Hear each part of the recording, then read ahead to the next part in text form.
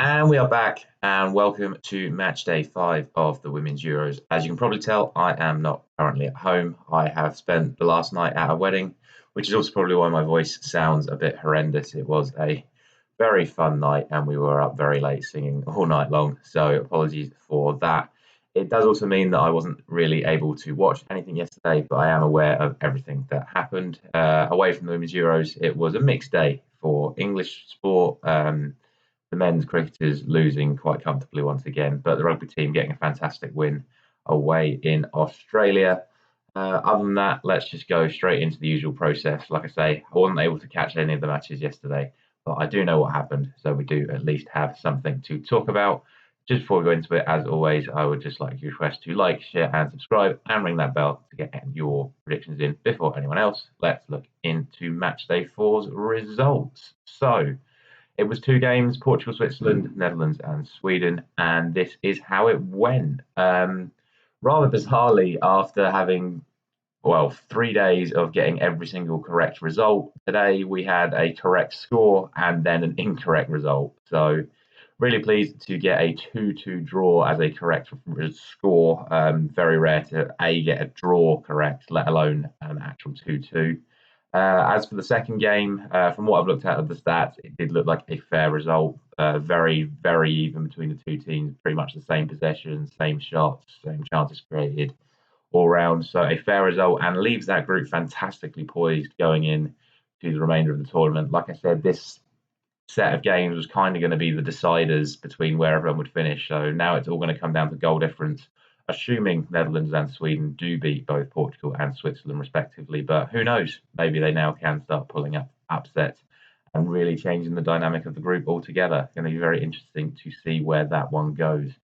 So overall, that means it was a matchday score of 3, bringing my tournament score up to 7. As always, please let me know down in the comments how you got on.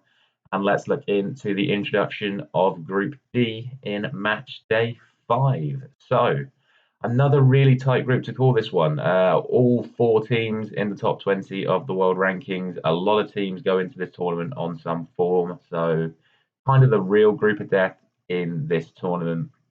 But we shall see where it goes. We'll start with the early game, which is Belgium up against Iceland.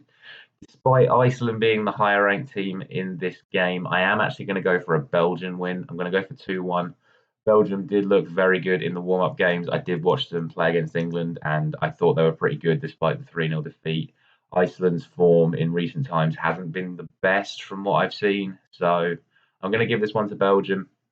We'll see how it goes, but that is where I'm going for that one.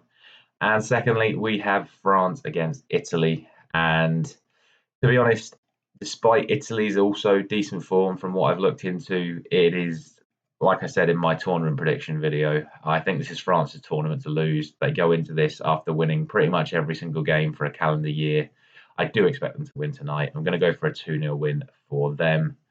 And yeah, I think it would be a real shock to see any other result than a France win here. I do expect France to win all 3 games in this group. So spoilers for when we get to the other respective games. Who knows? If Italy do get a result, my thoughts may change on that. But for me, this is France's group to lose. I'm going to go for a French win. And that is going to be it for today. Just a short and sweet one to save my voice. As always, I will put in the description of the video the fixtures for today for you to copy and paste them down and let me know what you think in the comments. And as always, it is good to say thank you very much for watching. The commitment to content continues. As you can see, I am sat in a hotel room doing this just for you guys. So thank you as always for all your support, and I will see you tomorrow morning back at home, back in the full setup, hopefully with a recovered voice, and I will see you then.